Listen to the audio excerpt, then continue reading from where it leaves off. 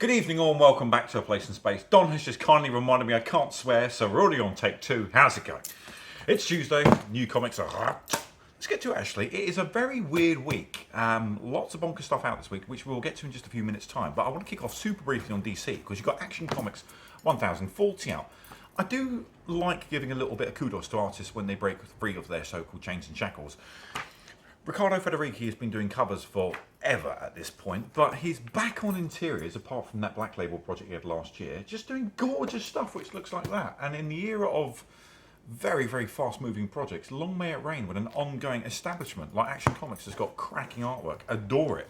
Right, Aquaman #1 teams up with both Aquaman right now because you've got Johnson and Arthur Curry, tackling such huge current affairs like big bloody monsters, which frankly is exactly what I want out of an Aquaman book. Thank you, DC. Well done. Moving over super quickly to Ghost Rider. Now, obviously, we're in Marvel territory now. Now, I adore Ghost Rider. Absolutely love it. I will film another video of that another time. It's been a while, been a good long while since we've had a decent Ghost Rider series. I just want to show you issue 1 here, and good cover. Good cover by Peach Momoko. She's obviously decided that she prefers Robbie Rees because she didn't give a hoot about drawing actual Johnny, and she was like, I want to draw a car. However, this one variant aside, it is very much all about Johnny Blaze, and it is frankly bloody awesome to have him back because it looks fantastic. The issue itself reads as a who he was, is, and kind of where it's going really, because as I just said, it's been a very long time since it's been a proper Ghost Rider series. I think the last one you could arguably say was way back when Garth Ennis was writing Johnny, and that's going back almost a decade at this point. So yeah, long time. Robbie Rees has had a spotlight button bowing that back to Johnny. It's very cool.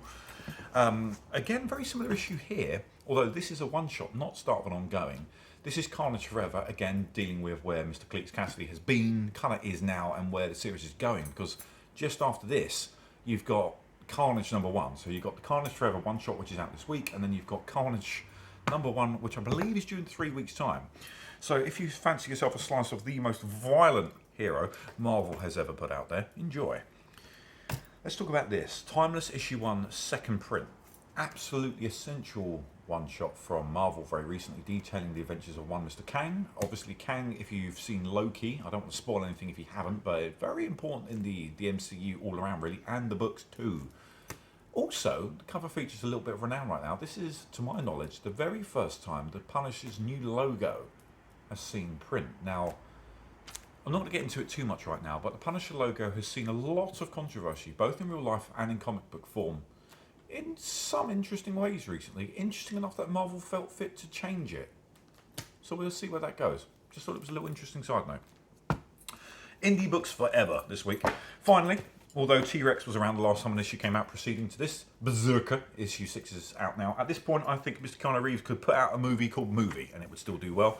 He's a very popular man. Also, it's been, I think boy bands were still in fashion the last time this came out. Oblivion Song issue 35 finally arrives. 34 came out when I was a young man.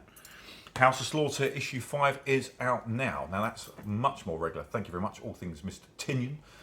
If you don't know by now, because you'll have the trailer this due very shortly, I believe in 3 weeks' time, this follows on directly from James Tinian's Something's Killing the Children verse, so to speak. If you haven't read any of it, all you need to know is blinding horror. Great fun, get involved, very cool. This is by far and foremost the weirdest thing this week. Where can I show it? By Second Sight Publishing. If you ever see their little symbol, you can bet your bottom dollar you are in for some absolute blinding weirdness. This is called Ironhead #1. It is about a guy who's not content with killing everyone. He goes back to kill him again. Can I show you anything? Kinda. You get the gist. Giant war-headed mammoths. Every single thing that can be armoured, and it is armoured with spikes. And the absolute aim is the death of everyone and everything. It's just carnage. It's just a one-shot. They do it brilliantly. This is the variant cover, which shows it off even better. If that doesn't get the gist of it, I don't know what will. More from Second Sight Publishing. This one is cunningly called These Damn Kids. I can't show you this. But it's online now. Supermassive issue 1. That is a one-shot from Mr. Carl Higgins' Radiant Black verse, which is his all things superheroes within Image right now.